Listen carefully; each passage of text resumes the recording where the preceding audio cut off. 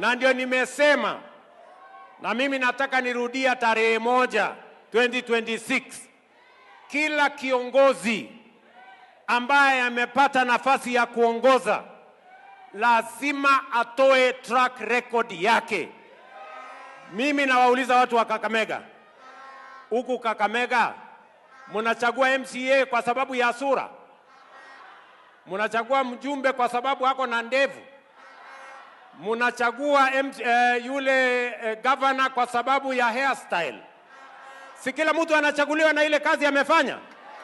Kama ni mtu ni mzembe, amekuwa uongozi miaka 5, miaka 10, miaka 20 na hakuna chochote amefanya, si huyo ni mtu wa kusafirishwa mbio mbio aende nyumbani? Ama namna gani Kakamega bwana? Tunaelewana? Kila kiongozi akuje na rekodi yake. Ama namna gani? Na mimi niko tayari, nitakuja na rekodi yangu hapa Kakamega. Ndio niliwauliza wale majamani nashindana na wao juzi, wawache maneno matupu, watafute sera, watafute mpango, watafute maono. One term Kasongo must go haitoshi. Hawa wananchi wanataka kujua barabara gani umejenga hapa Kakamega. Wanataka kujua wananchi wangapi umewaunganishia stima Kakamega.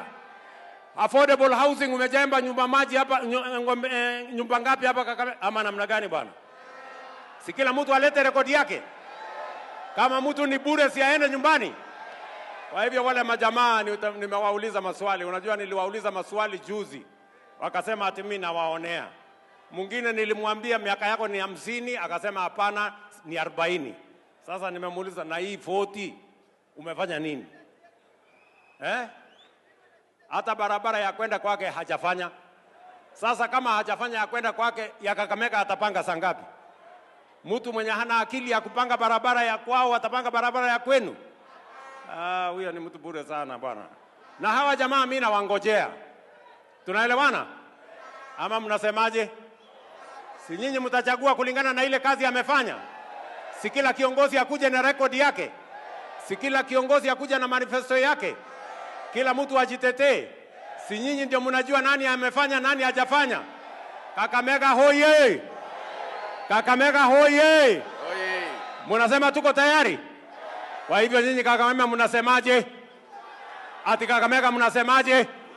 Ati Kakamega mnasemaje? Na nyinyi mnasemaje? Na nyinyi mnasemaje?